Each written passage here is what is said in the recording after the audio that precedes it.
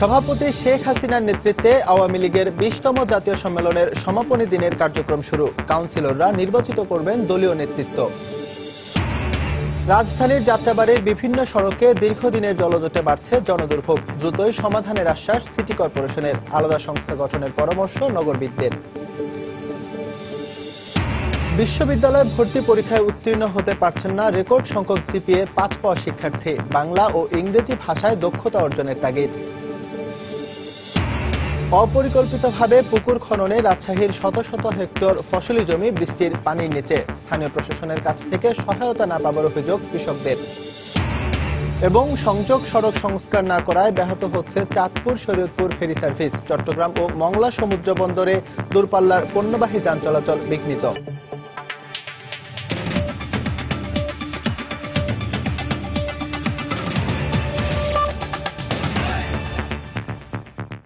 সময় সংবাদের সঙ্গে আছে আমি এস এম ইকবাল। দলের সভাপতি প্রধানমন্ত্রী শেখ হাসিনার নেতৃত্বে আওয়ামী লীগের ২০তম জাতীয় কাউন্সিলের দ্বিতীয় দিনের অধিবেশন শুরু হয়েছে। রাজধানীর ইঞ্জিনিয়ার্স ইনস্টিটিউশনে বসেছে এই অধিবেশন। সকাল ৯:৩০ কিছু পরে প্রধানমন্ত্রী শেখ হাসিনা অধিবেশনে এসে পৌঁছান। আজই এই অধিবেশন থেকেই কাউন্সিলররা নির্ধারণ করবেন আওয়ামী লীগের আগামী দিনের নেতৃত্বে কারা আসছেন। অধিবেশনে অংশ নিতে সকাল থেকেই কাউন্সিলররা অনুষ্ঠান স্থলে আসেন। এবারে সম্মেলনে ৬,৫৭০ জন কাউন্সিলর অংশ নেবেন। সম্মেলন থেকে দলের গঠনতন্ত্রের কিছু পরিবর্তন আসতে পারে বলেও জানান কাউন্সিলররা। আওয়ামী লীগের কেন্দ্রীয় কমিটিতে বর্তমান পদ আছে ৭৩টি, এটি বাড়িয়ে ৮১টি হতে পারে বলেও জানান কাউন্সিলররা। সবশেষ আওয়ামী লীগের জাতীয় সম্মেলন হয়েছিল ২০১২ সালের ২৯ ডিসেম্বর।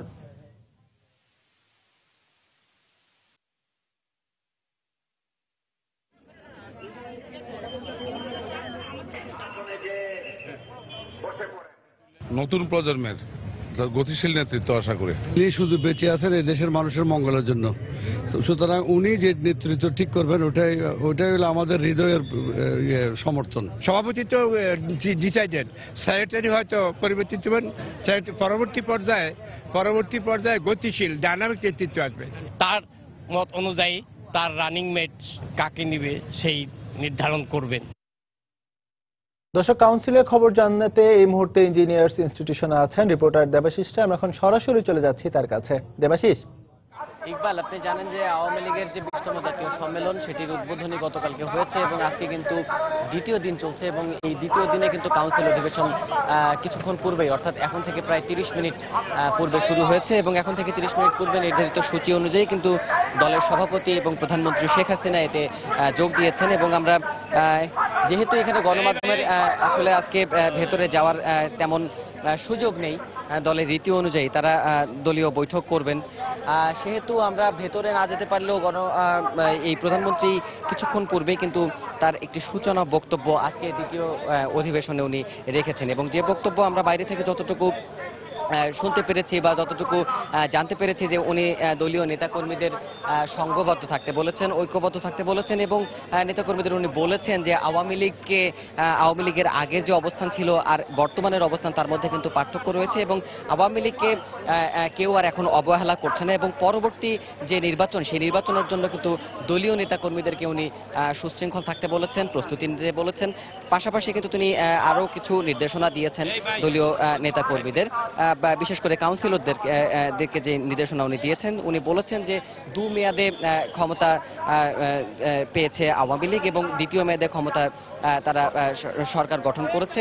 তৃতীয় মেয়াদে আবারও সরকার গঠন করতে হলে আওয়ামী লীগ নেতাকর্মীদের মানুষের কাছে যেতে হবে, কাজ করতে হবে। ঠিক এমনই নির্দেশনা কিন্তু সভাপতির কাছ থেকে এসেছে, আমরা এমনটি জানতে পেরেছি এবং সভাপতির বক্তব্যের পরেই কিন্তু গতকালকে বিশেষ করে অধিবেশন যে জায়গাতে শেষ হয়েছিল সেই জায়গা থেকে আজকে শুরু হয়েছে, অর্থাৎ বিভাগীয় যে সম্মেলনগুলি ছিল অর্থাৎ বিভাগীয় কাউন্সিলরদের যে বক্তব্য ছিল সেই বক্তব্য কিন্তু গতকালকে একটা পর্যায়ে এসে থেমে গিয়েছিল এবং সময়ের না থাকার কারণে কিন্তু গতকালকে ময়মনসিংহ বিভাগ এবং রংপুর বিভাগের নেতাকর্মীরা তাদের বিশেষ করে কাউন্সিলররা তাদের মতামত তুলে ধরতে পারেনি। তারা এখন তাদের মতামত তুলে ধরছেন এবং এক পর্যায়ে কিন্তু দলীয় সভাপতি এখানে উপস্থিত আছেন এবং কেন্দ্রীয় নেতৃবৃন্দের সামনে কাউন্সিলররা তাদের বিভিন্ন মতামত, বিভিন্ন ধরনের তাদের দাবি দেওয়া বিভিন্ন দলীয় যে বিষয় আশয়গুলো থাকে সেই বিষয়গুলো কিন্তু তারা এই কাউন্সিলের অধিবেশনে তুলে ধরবেন এবং এই কাউন্সিল থেকেই মূলত দলের নেতৃত্ব, বিশেষ করে নতুন নেতৃত্ব এবং গঠনতন্ত্র সহ ঘোষণাপত্রের যে বিষয়গুলি রয়ে যাচ্ছে সেই বিষয়গুলি কিন্তু দ্বিতীয় অধিবেশনের এই কাউন্সিল থেকে নির্ধারিত হবে। তো আমরা চেষ্টা করব সব খবরগুলি আপনাদেরকে জানানোর। এখন পর্যন্ত কাউন্সিল অধিবেশনের এই ছিল আমার কাছে সর্বশেষ। ইকবাল। দর্শক, আওয়ামী লীগের কাউন্সিলের শেষ দিনের খবর রাজধানীর ইঞ্জিনিয়ার্স ইনস্টিটিউশন থেকে জানাচ্ছিলেন আমাদের সহকর্মী দেবাশিস রায়। এর আগে গতকাল সকালে আওয়ামী লীগের 20তম জাতীয় সম্মেলনের উদ্বোধন করেন দলীয় সভাপতি ও প্রধানমন্ত্রী শেখ হাসিনা। ঐতিহাসিক সোহরাওয়ার্দী উদ্যানে দলটির সম্মেলনের উদ্বোধনী পর্বের ভাষণে তিনি বলেন, সব প্রতিকূলতা পেরিয়ে এদেশের মানুষের মুক্তি এনে দিয়েছে আওয়ামী লীগ। ক্ষুধা ও দারিদ্র্যমুক্ত সমৃদ্ধ বাংলাদেশ করতে নেতাকর্মীদের প্রতি আহ্বান জানান তিনি। হারুনুর রশিদ তালুকদারের ক্যামেরায় বিস্তারিত জানাচ্ছেন দেবাশিস রায়। ঘড়ির কাঁটার হিসেবে বেলা 10টার কিছু পরেই আওয়ামী লীগের নির্বাচনী প্রতীক নৌকার আদলে তৈরি সুবিশাল সম্মেলন মঞ্চে ওঠেন দলের সভাপতি বঙ্গবন্ধু কন্যা শেখ হাসিনা।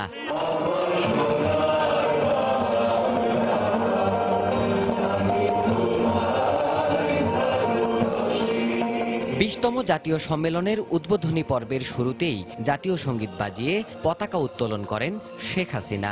জেলার নেতারাও উত্তোলন করেন দলীয় পতাকা।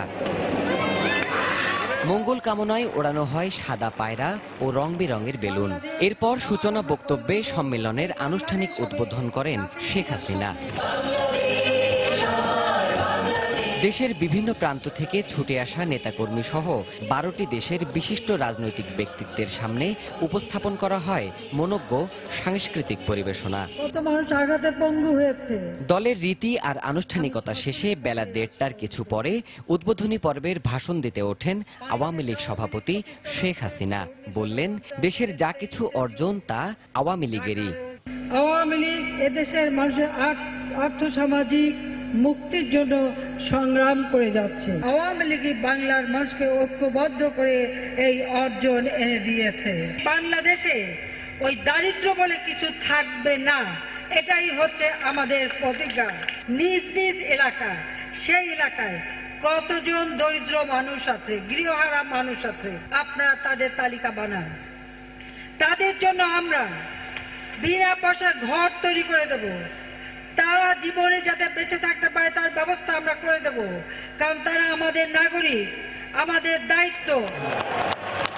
ক্ষমতাসীন আওয়ামী লীগ প্রধান নানা উন্নয়ন পরিকল্পনা তুলে ধরে বলেন, স্বাধীনতা বিরোধীরা কিছুই দিতে পারেনি এই দেশকে। 75-এর পর যারা ক্ষমতা এসেছিল, হানাদার বাহিনীর সাথে যারা দোসর ছিল তাদেরকেই ক্ষমতায় বসিয়েছিল বলেই বাংলাদেশের উন্নয়ন সম্ভব হয়নি। সোনার বাংলা গড়ার প্রত্যয়ে নেতাকর্মীদের উজ্জীবিত করে শেখ হাসিনা বলেন, বাংলাদেশকে কখনোই কোনো দেশের সন্ত্রাসী কার্যক্রমের ঘাঁটি হতে দেবে না আওয়ামী লীগ।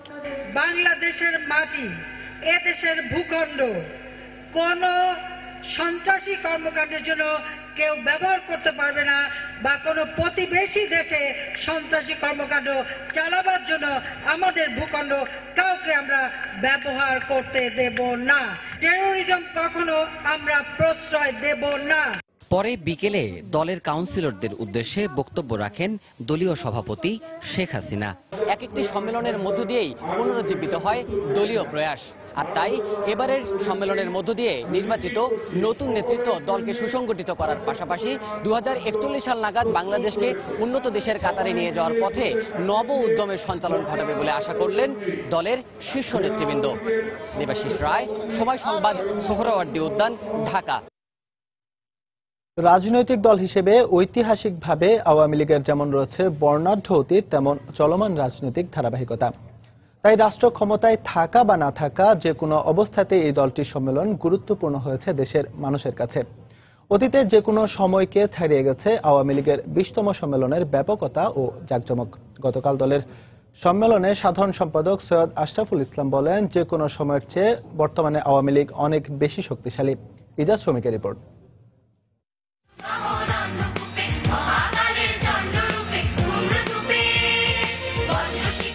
উচ্চারণ অসাম্প্রদায়িক চেতনা সমুন্নত রাখা আর জঙ্গিবাদের বিরুদ্ধে।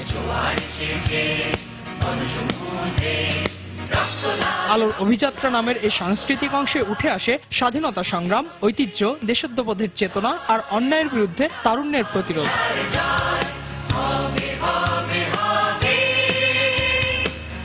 শুধু মনোমুগ্ধকর অনুষ্ঠান নয়, পুরো সোহরাওয়ার্দী উদ্যানকে সাজানো হয়েছে নান্দনিক সাজে। দলীয় প্রতীক নৌকার অবয়বে মঞ্চের সভাপতি শেখ হাসিনার সঙ্গে সর্বশেষ কার্যকরী কমিটি।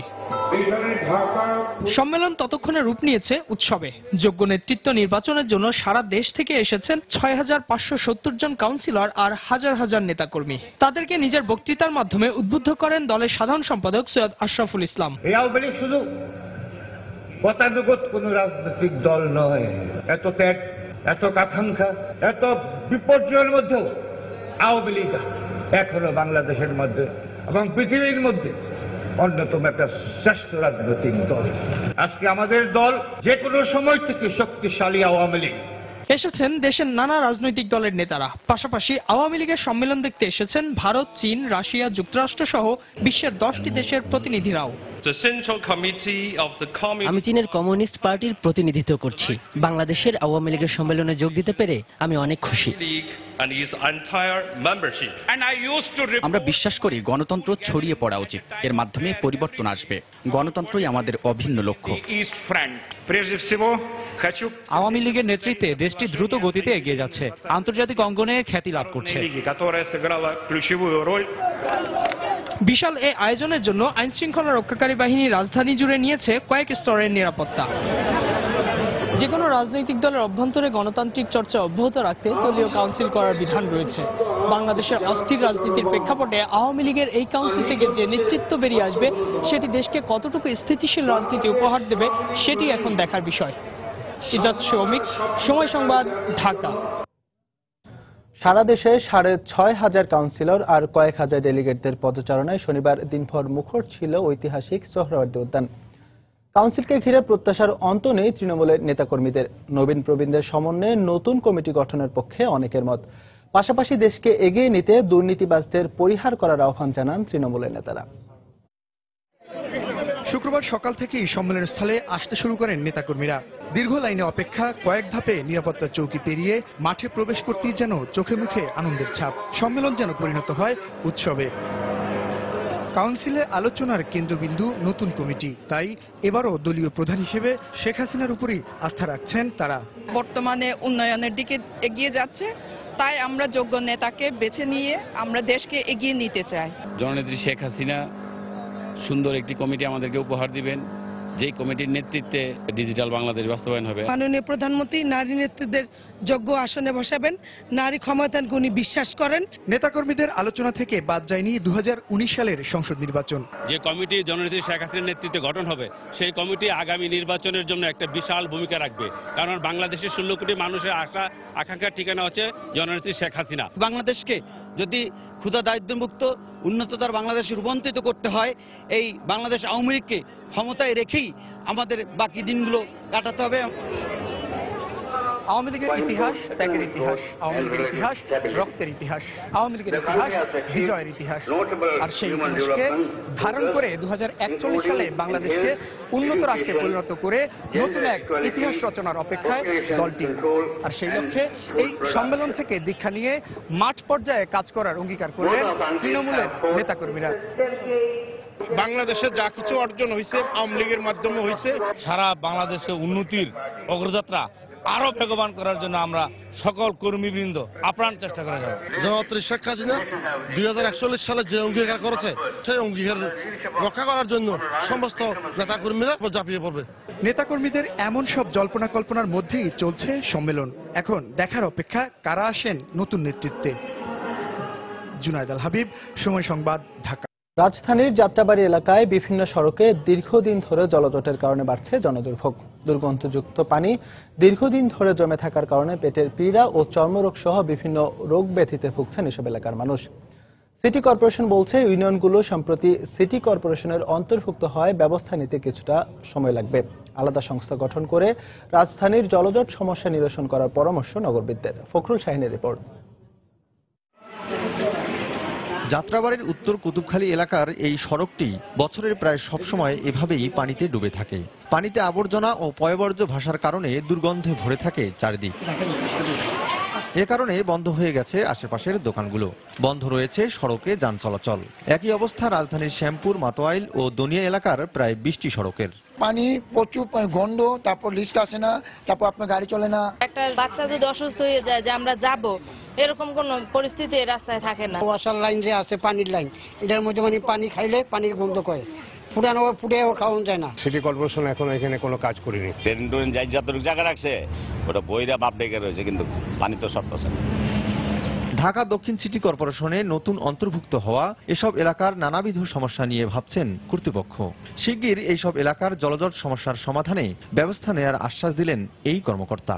ডিএনডি বাঁধ আছে, তার জন্য একটা প্রকল্প আমরা ইতিমধ্যে প্রণয়ন করেছি যে এই বাঁধের পাশ দিয়ে অন্তত ওয়াকওয়ে করা, যাতে এটা দখল আরো না হয় বা এই দখলটাকে পুনরুদ্ধার করা, খালের যাতে সহজে পানি চলে যায় তার নিষ্কাশন হয়, তার একটা প্রকল্প ইতিমধ্যে আমরা মন্ত্রণালয়ে দাখিল করেছি।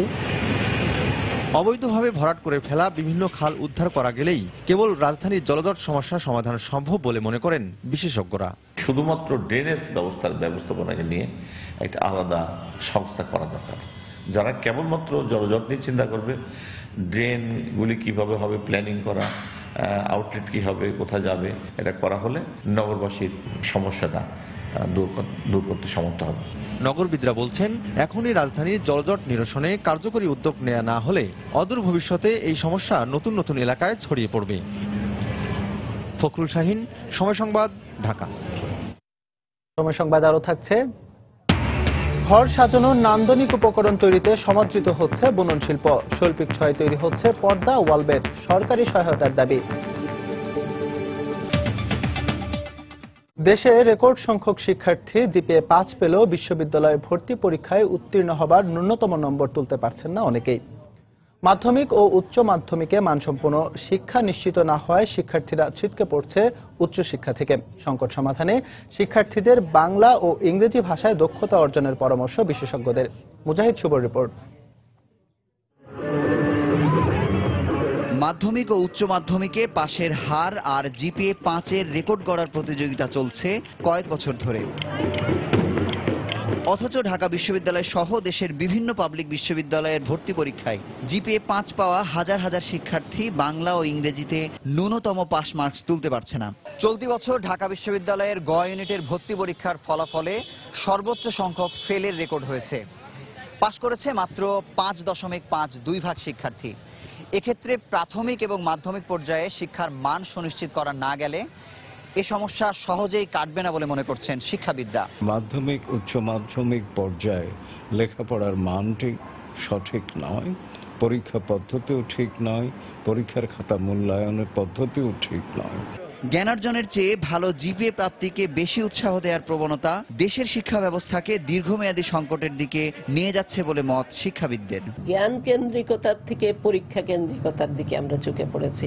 যেমন শিক্ষার্থী, তেমন শিক্ষা প্রতিষ্ঠান, তেমন শিক্ষক, তেমন অভিভাবক, সবাই ছুটছেন পরীক্ষায় জিপিএ 5 পেতে হবে।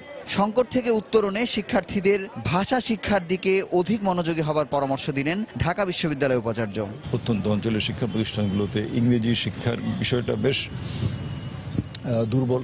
ইংরেজি ভালো শিক্ষক অনেক সময় পাওয়া যায় না, এমনকি কোনো কোনো শিক্ষা প্রতিষ্ঠানের স্কুলে কলেজে ইংরেজি শিক্ষক পর্যন্ত নয়।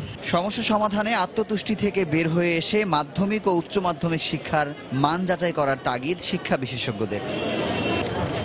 মুজাহিদ শুভ, সময় সংবাদ, ঢাকা। আওয়ামী লীগের 20তম জাতীয় কাউন্সিলের দ্বিতীয় দিনের অধিবেশন শুরু হয়েছে। রাজধানীর ইঞ্জিনিয়ার্স ইনস্টিটিউশনে বসছে এই অধিবেশন। এই মুহূর্তে রাজধানীর ইঞ্জিনিয়ার্স ইনস্টিটিউশনে আছেন রিপোর্টার ইজাদ সৌমিক। আমরা এখন সরাসরি চলে যাচ্ছি তার কাছে। সৌমিক, 23শে জুন পুরান ঢাকার কেএম দাস লেনের রোজ গার্ডেনে যে সংগঠনটির জন্ম হয়েছিল সেই বাংলাদেশ আওয়ামী লীগের আজকের 20তম জাতীয় কাউন্সিলের দ্বিতীয় দিন এবং দ্বিতীয় দিনের প্রথম অধিবেশনে ইতিমধ্যেই আপনারা জেনেছেন যে মাননীয় প্রধানমন্ত্রী এবং আওয়ামী লীগের সভাপতি শেখ হাসিনা তিনি কিন্তু কাউন্সিলের অধিবেশনে সভাপতিত্ব করছেন। এখানে 6570 জন কাউন্সিলরদের নিয়ে উনি বৈঠক করছেন এবং এই বৈঠকের মধ্য দিয়েই মূলত পরবর্তীতে জানা যাবে কে হচ্ছেন পরবর্তী 3 বছরের জন্য বাংলাদেশ আওয়ামী লীগের সভাপতি এবং সাধারণ সম্পাদক সহ কার্যনির্বাহী কমিটি গঠন করা হবে। তবে গুরুত্বপূর্ণ একটি বিষয় আপনাকে বলে রাখি যে এই কাউন্সিলে কিন্তু বেশ কিছু পরিবর্তন আসছে, যেটি বেশ কয়েকদিন ধরেই আলোচনা হচ্ছিল যে এবার গঠনতন্ত্রে পরিবর্তন আসছে। গঠনতন্ত্রের পরিবর্তন যদি আপনাকে বলি তবে সেখানে 4টি সভাপতি মণ্ডলীর পদ বাড়বে এবং দুটি কার্যনির্বাহী কমিটিতে 2 জন অতিরিক্ত সদস্য আসবেন। এছাড়া একজন সাংগঠনিক সম্পাদক এবং যুগ্ম সাধারণ সম্পাদক বাড়বে। তো এই মুহূর্তে যেহেতু ভিতরে কাউন্সিল অধিবেশনে সভা হচ্ছে এবং সেই কাউন্সিলররা যে দেশের বিভিন্ন জেলা থেকে এসেছেন এবং আওয়ামী লীগের যে 73টি সাংগঠনিক জেলা এবং বিভিন্ন যে ভাগ রয়েছে সেই 73টি সাংগঠনিক জেলার বিভিন্ন জেলার সভাপতি সাধারণ সম্পাদক গতকাল বিকেলে একটি অধিবেশনে বক্তব্য রেখেছেন। তবে রংপুর বিভাগ এবং ময়মনসিংহ বিভাগ কিন্তু বাকি ছিল। সকালবেলা অধিবেশন শুরু হওয়ার পর প্রথমেই রংপুর বিভাগ কথা শুরু করে এবং এই মুহূর্তে রংপুর বিভাগের যে বেশ কয়েকটি জেলার সভাপতি সাধারণ সম্পাদক তারা বক্তব্য রাখছেন। একটি বিষয় বলে রাখি, একদম সবার শুরুতেই কিন্তু মাননীয় প্রধানমন্ত্রী এবং আওয়ামী লীগের সভাপতি বক্তব্য রেখেছেন এবং বক্তব্যে তিনি আবারও কাউন্সিলরদের কাছে ব্যক্ত করেছেন যে তার ইতিমধ্যে তার বয়স 70 হয়েছে এবং তিনি দলের পদ থেকে সরে যেতে চান। তিনি এই বক্তব্য দেওয়ার সাথে সাথেই পুরো হল জুড়ে কাউন্সিলররা না সরে রব উঠে এবং বলে যে না, তারা তাদের প্রিয় নেত্রীকে আবারও সভাপতির পদে দেখতে চায়। যদিও প্রধানমন্ত্রী আহ্বান করেছেন যে আপনারা এই কাউন্সিলে যে নতুন যে নেতৃত্ব সেই নতুন নেতৃত্ব আপনারা নির্বাচন করেন, কিন্তু তারা সমস্যারে সেটি না ব্যক্ত করে বলেছেন যে না, তারা সভাপতি পদে শেখ হাসিনাকেই চান। তবে এখানে আগত যে আমার সামনে দেখতে পাচ্ছেন যে কাউন্সিলে ভিতরে যে বিপুল সংখ্যক কাউন্সিলর প্রবেশ করেছেন, তারপরেও বাইরে সারিবদ্ধভাবে অনেক কাউন্সিলর এখনো প্রবেশের অপেক্ষায় রয়েছেন, যেহেতু সংখ্যাটা অনেক বেশি। তবে মূলত এই আলোচনার মধ্যে একটি বিষয় চলে আসছে, সেটি হচ্ছে সাধারণ সম্পাদক কে হচ্ছেন। এটি নিয়ে আপনারা জানেন যে গণমাধ্যম সহ বিভিন্ন জায়গায় সারা দেশব্যাপী আওয়ামী লীগের নেতাকর্মীদের মাঝে একটি গুঞ্জন রয়েছে কে হচ্ছে। তো সেটি জানা যাবে এই কাউন্সিল অধিবেশন শেষ হওয়ার পরেই। তো এই ছিল আমার কাছে সবশেষ খবর। দর্শক, আওয়ামী লীগের দ্বিতীয় ও শেষ দিনে কাউন্সিলর শুরু হয়েছে, সেই খবরই জানাচ্ছিলেন আমাদের সহকর্মী ইজাদ শ্রমিক। অপরিকল্পিতভাবে পুকুর খনন করায় রাজশাহীর 3 উপজেলার শত শত হেক্টর ফসলি জমি বৃষ্টির পানিতে জমে থাকছে। এতে সৃষ্টি হয়েছে আবাদ সংকট, নষ্ট হয়েছে কৃষকের ফসল। স্থানীয় প্রশাসনের দ্বারস্থ হয়েও সমাধান পাচ্ছে না কৃষকেরা। তবে জেলা প্রশাসন বলছে সংকট কাটাতে পরিকল্পনা রয়েছে তাদের। হাবিবুর রহমান পাপুর ছবিতে রাকিবুল হাসানের রিপোর্ট। সমতল আর নিচু ফসলি জমির সাথে খালবিল রাজশাহীর দুর্গাপুর, বাগমারা ও পবা উপজেলার ভূমি বৈশিষ্ট্য। এই অঞ্চলে বৃষ্টি ও অন্যান্য উৎস থেকে পানি এসে জমে নিচু ও বিলের জমিতে। কয়েক বছর আগে এ পানি সেপ্টেম্বরের মাঝামাঝি নেমে যেত বারনয় ও ফকিন্নি নদীতে, কিন্তু নিচু বিল, খাড়ি ও শাখা নদীর মুখে পুকুর খননে পানি নামছে না। গেল 2 বছরে দুর্গাপুরে 400, পবায় 650 ও বাগমারায় 800 পুকুর খনন করা হয়েছে। তাতে নষ্ট হচ্ছে কৃষকের পান বরজ ও ধানের ক্ষেত। বছরের অধিকাংশ সময় জমিতে পানি থাকায় 4 ফসলি জমিতে ফসল হচ্ছে মাত্র 2টি। ফলে আর্থিক ক্ষতির মুখে পড়েছেন কৃষকেরা। অনেক ফসল নষ্ট হয়ে যাচ্ছে, যার জন্য পানির বর, তারপরে যে ধান, মানে কোনো ফসলই হচ্ছে না। এই পুকুর খনন করাতে আমাদের কমপক্ষে কোটি কোটি টাকার প্রতি বছর ফসল নষ্ট হয়। কৃষকদের অভিযোগ, স্থানীয় প্রশাসনের দ্বারস্থ হবার পরও সমস্যার সমাধান হয়নি। 200 জন লোকের স্বাক্ষর নিয়ে প্রশাসনের কাছে গেছি, থানায় গেছি, টিউন অফিসে গেছি, যে কোনো কাজ হয়নি। প্রশাসন দেখছে ভাই, কিন্তু প্রশাসন কোনো কাজ করে না। তবে জেলা প্রশাসনের কর্মকর্তা বলছেন স্থানীয় কৃষকদের সমন্বয় ও প্রকল্প বাস্তবায়নের মাধ্যমে সমস্যা সমাধানের চেষ্টা চলছে। যে কোনো সময় অভিযোগ পাওয়া মাত্রই আমরা এই ব্যাপারে তড়িৎ পদক্ষেপ গ্রহণ করছি। যে সকল পুকুর ইতিমধ্যে হয়তো সৃজিত হয়েছে সেগুলোর ব্যাপারে আমরা পদক্ষেপ গ্রহণ করছি। জেলা কৃষি সম্প্রসারণ অধিদপ্তরের দেয়া তথ্য মতে 3 উপজেলায় বিলের নিচু জমির পরিমাণ 5162 হেক্টর। রাকিবুল হাসান, সময় সংবাদ, রাজশাহী। দেশের 2 সমুদ্র বন্দর চট্টগ্রাম ও মংলার সঙ্গে সড়ক পথে যোগাযোগের জন্য গড়ে ওঠে চাঁদপুর শরীয়তপুর ফেরি সার্ভিস। চাঁদপুর প্রান্তে সংস্কার না করায় ভাজিয়ালপুর চান্দ্রা অংশে প্রায় 10 কিলোমিটার সড়কের বেহাল দশা। ঝুঁকি নিয়ে চলাচল করছে দূরপাল্লার পণ্যবাহী যান। এতে দুর্ভোগের শেষ নেই চালক ও এলাকাবাসীর। সড়ক বিভাগ বলছে নতুন করে সড়কটি নির্মাণের উদ্যোগ নেওয়া হয়েছে। ফারুক আহমেদের তথ্য এবং ছবি নিয়ে ডেস্ক রিপোর্ট। গর্তে পড়ে দুদিন ধরে আটকে ছিল পণ্যবাহী এই ট্রাকটি। দীর্ঘ প্রচেষ্টার পর এলাকাবাসীর সাহায্য নিয়ে রক্ষা পান চালক। প্রতিনিয়তই ঘটছে নানা দুর্ঘটনা। চাঁদপুর শরীয়তপুর ফেরি সার্ভিসের চাঁদপুর প্রান্তের ভাটিয়ারপুর চান্দ্রা সড়কের এটি নিত্যচিত্র। মেরামত না হওয়ায় দীর্ঘ 10 কিলোমিটার সড়ক জুড়ে ঝুঁকি নিয়ে চলাচল করছে দূরপাল্লার যান। খানা খন্দক আর গর্তে ভরা সড়কের কোথাও যানবাহন আটকে বিকল হলে অপর প্রান্ত থেকে যানবাহন চলাচল অনেকটাই বন্ধ হয়ে যায়। এ রুটে চালকদের দুর্ভোগের শেষ নেই। একটা গাড়ি ফার্স্ট যদি কোনো রকম বিকল হয় আরেকটা গাড়ি যাওয়ার কোনো পথ থাকে না। পুরো রাত কষ্ট করে আজকে পুরো দিন কষ্ট করে গাড়িটা তুললাম। চাঁদপুর সড়কের মধ্যে রাস্তার ভাঙার কারণে আজকে দুদিন যাবত এখানে পড়ে রয়েছি। দীর্ঘদিন ধরে চলা এমন পরিস্থিতিতে সড়ক ব্যবহারকারী এলাকাবাসীরও কষ্টের শেষ নেই। যাতায়াতের খুবই সমস্যা হয়, এমন পানি জমলে মানে যাওয়া খুবই উপযোগী, এমন রাস্তা বিশাল খারাপ। দূরপাল্লার যে যানগুলা যাইতেছে ওগুলা ঠিকঠাক থাকে এবং বারবার যদি প্রকৌশলী অফিসে কমপ্লেন দেয় এরা আইসা 2টা ইট ফালিয়ে দেয়, তারপরে তারা কোনো আর ব্যবস্থা নেয়। অবশ্য সড়ক বিভাগের এই প্রকৌশলী জানালেন সড়কটি পুনর্নির্মাণের উদ্যোগ নেওয়া হয়েছে। সড়কটি পুনর্নির্মাণের জন্য 25 কোটি টাকা ব্যয়ে প্রকল্প প্রস্তাব করা আছে। আমরা আশা করছি যে ডিসেম্বর নাগাদ এই কাজ শুরু করতে পারব। চট্টগ্রাম বন্দরের সাথে মংলা সহ দেশের দক্ষিণের জেলাগুলোর মধ্যে দ্রুত সড়ক যোগাযোগ স্থাপন করতে 2000 সালে চাঁদপুর শরীয়তপুর ফেরি সার্ভিস চালু হয়। সময় সংবাদ, চাঁদপুর। সময় সংবাদ আরো থাকছে। চট্টগ্রাম টেস্টে জয়ের জন্য বাংলাদেশকে 286 রানের টার্গেট দিয়েছে ইংল্যান্ড। চতুর্থ দিনও দাপট স্বাগতিক বোলারদের। সৈয়দপুর বিমানবন্দর আঞ্চলিক বিমানবন্দরে রূপান্তরিত করার প্রক্রিয়া চলছে বলে জানিয়েছেন স্থানীয় সংসদ সদস্য। সংশ্লিষ্ট অধিদপ্তরের অনুমতি পেলেই কাজ শুরু হবে বলে জানিয়েছেন জেলা প্রশাসন। এদিকে বিমানবন্দরটিকে আন্তর্জাতিক বিমানবন্দরে রূপান্তর করার দাবি জানিয়েছেন সৈয়দপুর সহ রংপুর বিভাগের শিল্প মালিক ও ব্যবসায়ীরা। নীলফামারী প্রতিনিধি সাকির হোসেন বাদলের পাঠানো তথ্য ও ছবি নিয়ে ডেস্ক রিপোর্ট।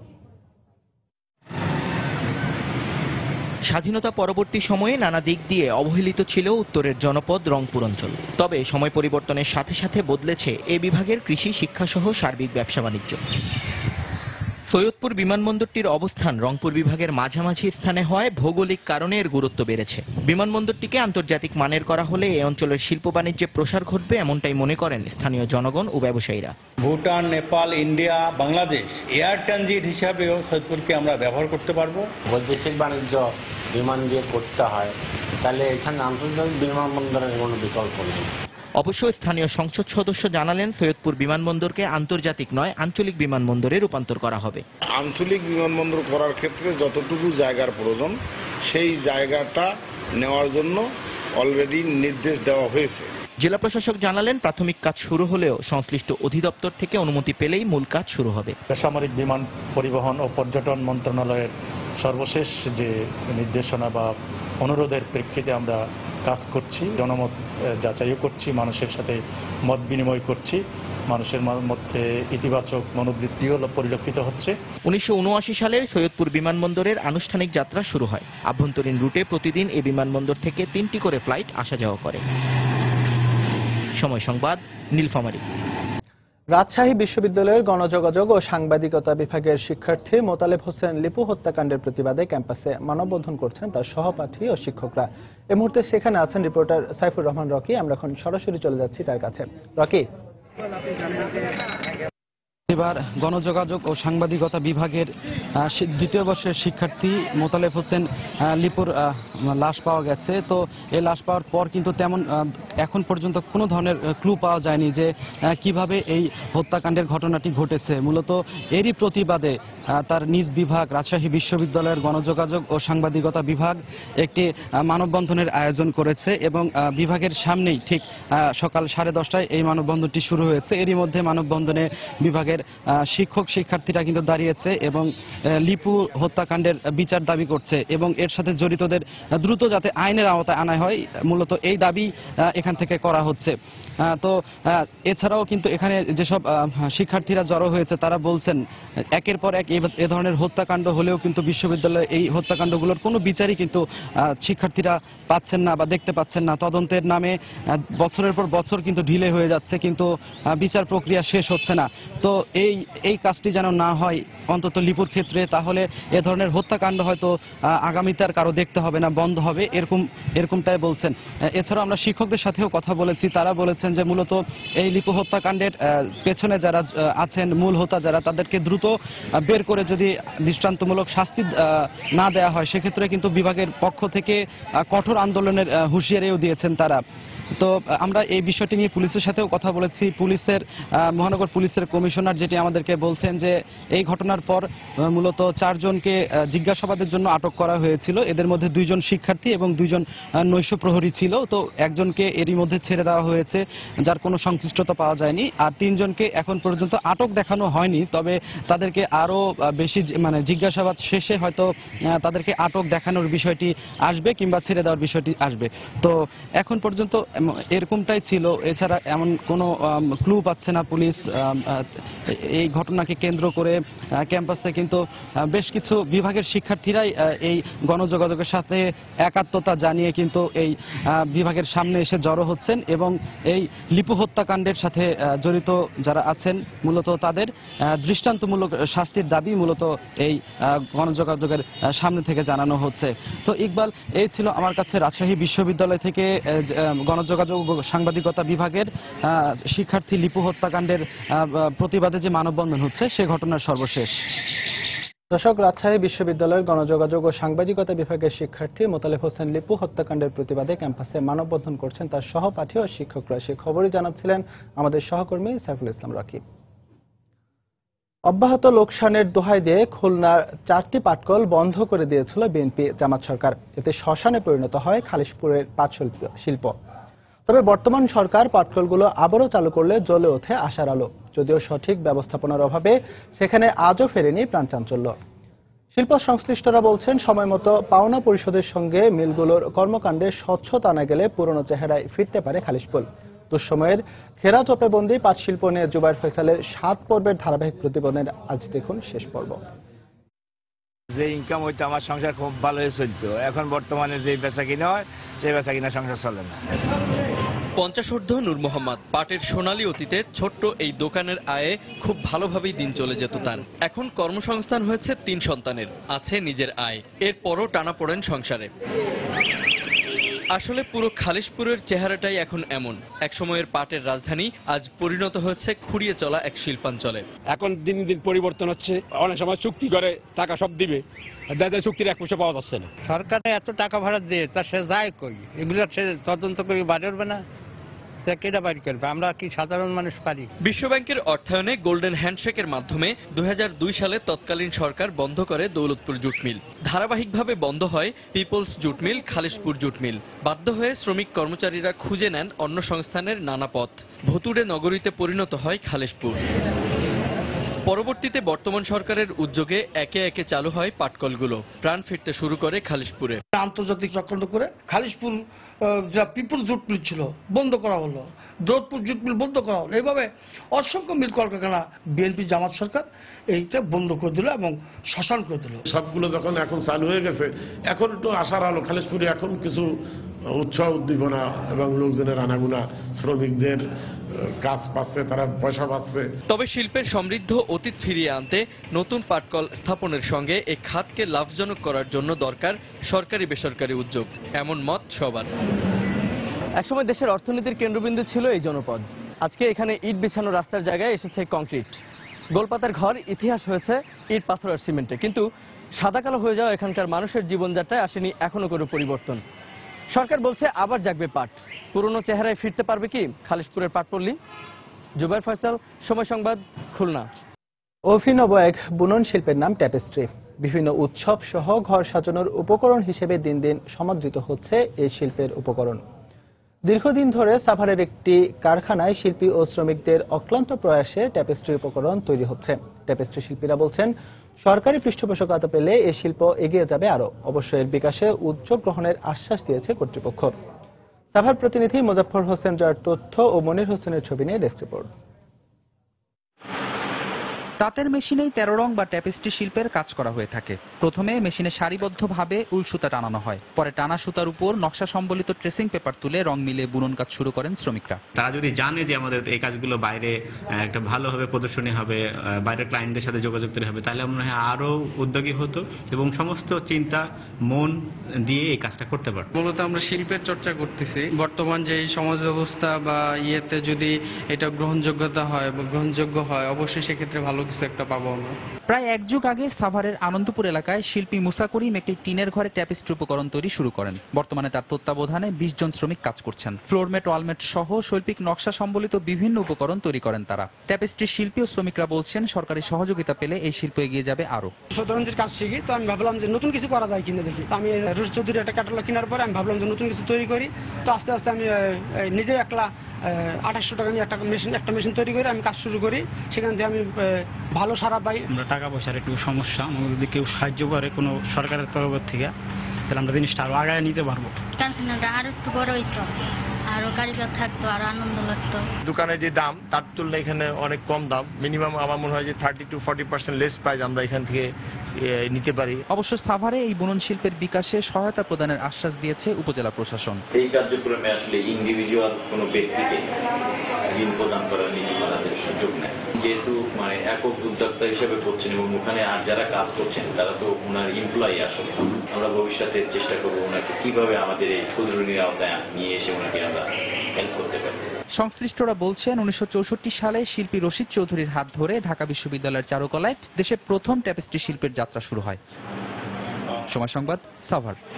সরকারি নিষেধাজ্ঞা অমান্য করে ইলিশ ধরায় মানিকগঞ্জে 28 জেলেকে আটক করেছে নৌপুলিশ। ভোরে পদ্মা নদীতে অভিযান চালিয়ে তাদের আটক করা হয়। পুলিশ জানায়, গত রাত থেকে ভোর পর্যন্ত শিবালয় উপজেলার পদ্মা নদীর বিভিন্ন স্থানে অভিযান চলে। এ সময় নিষেধাজ্ঞা অমান্য করে ইলিশ ধরার অভিযোগে আটক করা হয় 28 জেলেকে। একই সঙ্গে তাদের কাছ থেকে 10,000 মিটার জাল, 50 কেজি ইলিশ ও 3টি মাছ ধরা ট্রলার জব্দ করা হয়।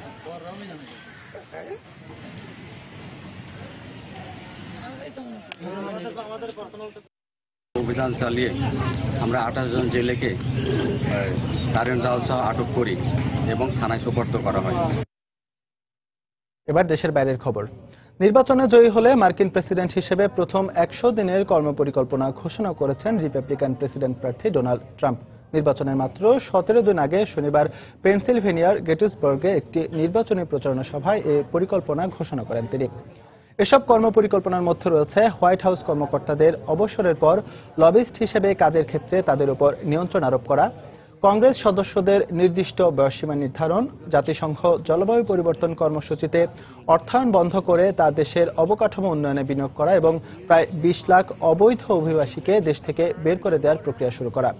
আগামী 2 সপ্তাহ এসব কর্মপরিকল্পনা নির্বাচনী প্রচারণায় ভোটারদের সামনে তুলে ধরা হবে বলে ট্রাম্পের আইনজীবীর পক্ষ থেকে জানানো হয়েছে। মিশরের সাবেক ক্ষমতাচ্যুত প্রেসিডেন্ট মোহাম্মদ মুরসির 20 বছরের কারাদণ্ডাদেশ বহাল রেখেছেন দেশটির সর্বোচ্চ আদালতের আপিল বিভাগ। 2012 সালে কায়রোর প্রেসিডেন্সিয়াল প্যালেসের সামনে সরকার বিরোধী আন্দোলনে সংঘর্ষের ঘটনায় ইন্ধন দেওয়ার অভিযোগে দায়ের করা একটি মামলায় কারাদণ্ডাদেশের বিরুদ্ধে মুরসি আপিল করলে তা বহাল রাখে আপিল বিভাগ। এছাড়াও আপিল বিভাগ এই মামলায় মুরসির আরও 8 সমর্থকেরও কারাদণ্ডাদেশ বহাল রাখেন। এদের মধ্যে 7 জনের 20 বছর এবং একজনের 10 বছর কারাদণ্ডাদেশ দেওয়া হয়েছিল। এই মামলায় এছাড়াও এর আগে আরও অন্তত 3টি মামলায় মৃত্যুদণ্ড এবং একটি মামলায় যাবজ্জীবন কারাদণ্ড দেওয়া হয় সাবেক এই মুসলিম ব্রাদারহুড নেতাকে। ইয়েমেনে সৌদি সমর্থিত সরকারি বাহিনীর সঙ্গে ইরান সমর্থিত হাউথি বিদ্রোহীদের দিনব্যাপী তীব্র লড়াইয়ের মধ্য দিয়ে শেষ হয়েছে 72 ঘণ্টার যুদ্ধবিরতি। 3 দিনের এ যুদ্ধবিরতির পুরো সময়টিতে দুপক্ষে একে অপরের বিরুদ্ধে একাধিকবার যুদ্ধবিরতি লঙ্ঘনের অভিযোগ আনে। যুদ্ধবিরতির শেষ দিনে সৌদি সীমান্ত এলাকায় হাউথি বিদ্রোহীদের বিরুদ্ধে গোলাবর্ষণের অভিযোগ তোলে হাদি সমর্থিত বাহিনীর সদস্যরা। এদিন হাউথি বিদ্রোহীরা অন্তত 1000 বার যুদ্ধবিরতি লঙ্ঘন করেছে বলেও অভিযোগ করা হয়। প্রত্যক্ষদর্শীরা জানান, যুদ্ধবিরতির সময়টিতে হাউথি বিদ্রোহীদের লক্ষ্য করে সৌদি জোটের বিমান হামলা বন্ধ থাকলেও দুপক্ষের মধ্যে রক্তক্ষয়ী সংঘর্ষ অব্যাহত ছিল। এছাড়াও হাউথি বিদ্রোহীরা ইয়েমেন থেকে সৌদি আরবের বেশ কিছু মিসাইল হামলা চালায় বলেও জানা গেছে। এদিকে 72 ঘণ্টার যুদ্ধবিরতি শেষ হলেও এর সময়সীমা আরও বাড়ানোর চেষ্টা করা হচ্ছে বলে জানিয়েছে জাতিসংঘ। এবার খেলা খবর, বাংলাদেশ ইংল্যান্ড টেস্ট সিরিজ প্রসঙ্গ। চট্টগ্রাম টেস্টে জয়ের জন্য বাংলাদেশের সামনে টার্গেট দাঁড়িয়েছে 286 রান। এর আগে চতুর্থ দিনে নিজেদের দ্বিতীয় ইনিংসে ব্যাট করতে নেমে 240 রানে অল আউট হয় ইংল্যান্ড। জয়ের লক্ষ্যে এখন ব্যাট করছে বাংলাদেশ। শেষ খবর পাওয়া পর্যন্ত স্বাগতিকদের সংগ্রহ বিনা উইকেটে 22 রান। চট্টগ্রামের জহুর আহমেদ চৌধুরী স্টেডিয়ামের আগের দিনের 8 উইকেটে 228 রান নিয়ে দিন শেষ করা ইংল্যান্ড চতুর্থ দিনে ব্যাট করতে নেমে শুরুতেই হোঁচট খায়। স্টুয়ার্ট ব্রডের উইকেট তুলে নেন মেহেদী হাসান মিরাজ। এরপর ক্রিস ওকসকে সঙ্গে নিয়ে মাঠে নামেন গ্যারেথ ব্যাটে, কিন্তু বোলিং সহায়ক উইকেটে সুবিধা করতে পারেনি থ্রিল্যান্ডসরা। দলে 240 রানে ব্যাটের উইকেট তুলে নিয়ে ইংলিশদের গুটিয়ে দেন তাইজুল ইসলাম। এরপর জয়ের লক্ষ্যে বাংলাদেশের হয়ে ব্যাটিংয়ে নামেন দুই ওপেনার তামিম ইকবাল ও Imrul Kayes. Enough happening for left and right in life. Pretty tough out there, certainly with this hard ball. দর্শক, চট্টগ্রামের চৌধুরী জহুর আহমেদ স্টেডিয়ামে বাংলাদেশ ও ইংল্যান্ডের মধ্যকার প্রথম টেস্টের চতুর্থ দিনে খেলা চলছে। সেখানে আছেন আমাদের সহকর্মী পার্থ প্রতিম বিশ্বাস। খেলার সবশেষ খবর আমরা জেনে নেব তার কাছ থেকে। পার্থ। ধন্যবাদ ইকবাল। বাংলাদেশ দলের জন্য এখন জয়ের টার্গেট কিন্তু 285 রান। সেক্ষেত্রে চট্টগ্রাম টেস্টে বাংলাদেশ জিতবে কি হারবে তা পুরোপুরি কিন্তু এখন নির্ভর করছে বাংলাদেশ দলের যে ব্যাটসম্যানরা রয়েছে তাদের উপর। সেক্ষেত্রে এখনো বাংলাদেশ দলের সামনে কিন্তু আরো 2 দিন সময় রয়েছে, তো সময় আছে। কিন্তু সেক্ষেত্রে বাংলাদেশ দল যদি এই 2 দিনে বাংলাদেশের ব্যাটসম্যানরা টিকে থাকতে পারে, যে 285 রানের টার্গেট রয়েছে সেই টার্গেট অতিক্রম করতে পারে, তাহলে কিন্তু চট্টগ্রামের মাটিতে একটি নতুন ইতিহাস রচনা করবে এই টাইগাররা। আর আমি যদি জানিয়ে রাখি, গতকাল কিন্তু 228 রানেই তৃতীয় দিনের খেলা শেষ করেছিল ইংল্যান্ড। তো সেক্ষেত্রে আজকে তার সাথে 12 রান যোগ করে কিন্তু 240 রানে অল আউট হয়ে যায় ইংল্যান্ড ক্রিকেট দল। তো সেক্ষেত্রে স্টুয়ার্ট ব্রড কিন্তু রান আউট হয়েছে, আর গ্যারেথ বেটি আউট হওয়ার পরেই কিন্তু ইংল্যান্ডের যে ইনিংস সেই ইনিংস কিন্তু শেষ হয়েছে। তো দ্বিতীয় ইনিংসে বাংলাদেশের পক্ষে কিন্তু সাকিব আল হাসান যেমন গতকাল দেখেছি আমরা 5 উইকেট নিয়েছিল, তাইজুল 2 উইকেট নিয়েছে, এছাড়া মিরাজ একটি রান আউট হয়েছে, এছাড়া অভিষিক্ত রাব্বিও কিন্তু 1 উইকেট নিয়েছে। তো সেক্ষেত্রে এখন বলা যায় বাংলাদেশ দলের সামনে এখন যে বিষয়টি সেটি হচ্ছে উইকেটে টিকে থাকা। কয়েকটি বড় পার্টনারশিপ সেশন অনুসারে যদি বাংলাদেশ ভালো খেলতে পারে তাহলে কিন্তু বাংলাদেশ জয় অসম্ভব নয়। যেহেতু প্রথম ইনিংসে আমরা দেখেছিলাম বাংলাদেশ 248 রান সংগ্রহ করেছিল, চট্টগ্রামের ছেলে তামিম ইকবাল কিন্তু সবচেয়ে বেশি রান সংগ্রহ করেছিল সেই ম্যাচে। তো এই ম্যাচেও কিন্তু তার দিকে চোখ থাকবে। আসলে এখানকার যারা দর্শকরা রয়েছে তারা বলছে তামিম যদি ভালো খেলে, একটি বড় ইনিংস খেলতে পারে, তাহলে কিন্তু বাংলাদেশ আসলে জয়ের অনেক কাছাকাছি যাবে। এছাড়া প্রথম ইনিংসে বাংলাদেশে আমরা যেমন দেখেছিলাম বাংলাদেশের সিনিয়র খেলোয়াড় যারা রয়েছে, বিশেষ করে সাকিব, মুশফিক, মাহমুদুল্লাহ, তারা কিন্তু সবাই কম বেশি কিন্তু রান করেছে। তো কয়েকটি যদি বড় পার্টনারশিপ হয় এবং বড় পার্টনারশিপের মাধ্যমে সেশন অনুসারে যদি বাংলাদেশ ভালো খেলে, তো সেক্ষেত্রে এই চট্টগ্রামের মাটিতে ইংল্যান্ডের বিপক্ষে প্রথম টেস্ট জয়ের হয়তো আনন্দ পেতে পারে বাংলাদেশ দল। এখনো পর্যন্ত বাংলাদেশ ব্যাটিং করছে, সেক্ষেত্রে 23 রান করেছে টাইগাররা। তো এই ছিল আমার কাছে এখনো পর্যন্ত চট্টগ্রামের জহুর আহমেদ চৌধুরী স্টেডিয়াম থেকে সর্বশেষ খবর। ইকবাল। দর্শক, চট্টগ্রাম থেকে বাংলাদেশ ইংল্যান্ডের মধ্যকার টেস্টের চতুর্থ দিনের সবশেষ খবর জানাচ্ছিলেন আমাদের সহকর্মী পার্থ প্রতিম বিশ্বাস। এ পর্যায়ে শীর্ষ সংবাদগুলো জানিয়ে দিচ্ছি আরেকবার। সভাপতি শেখ হাসিনার নেতৃত্বে আওয়ামী লীগের 20তম জাতীয় সম্মেলনের সমাপনী দিনের কার্যক্রম শুরু। কাউন্সিলররা নির্বাচিত করবেন দলীয় নেতৃত্ব। রাজধানীর যাত্রাবাড়ির বিভিন্ন সড়কে দীর্ঘদিনের জলজটে বাড়ছে জনদুর্ভোগ। দ্রুতই সমাধানের আশ্বাস সিটি কর্পোরেশনের। আলাদা সংস্থা গঠনের পরামর্শ নগরবিদদের। রেকর্ড সংখ্যক শিক্ষার্থী জিপিএ 5 পেলেও বিশ্ববিদ্যালয় ভর্তি পরীক্ষায় উত্তীর্ণ হতে পারছেন না। বাংলা ও ইংরেজি ভাষায় দক্ষতা অর্জনের তাগিদ। অপরিকল্পিতভাবে পুকুর খননে রাজশাহীর শত শত হেক্টর ফসলি জমি বৃষ্টির পানির নিচে। স্থানীয় প্রশাসনের কাছ থেকে সহায়তা না পাওয়ার অভিযোগ কৃষকদের। এবং চট্টগ্রাম টেস্টে জয়ের জন্য বাংলাদেশকে 286 রানের টার্গেট দিয়েছে ইংল্যান্ড। চতুর্থ দিনেও দাপটে বোলিং স্বাগতিকদের।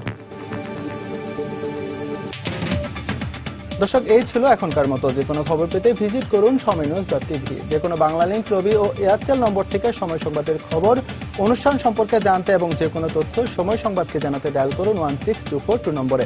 এছাড়া এইমাত্র পাওয়া খবর আপনার মোবাইল ফোনে পেতে SMS করুন *BN লিখে পাঠিয়ে দিন 16242 নম্বরে। সঙ্গে থাকুন সময়।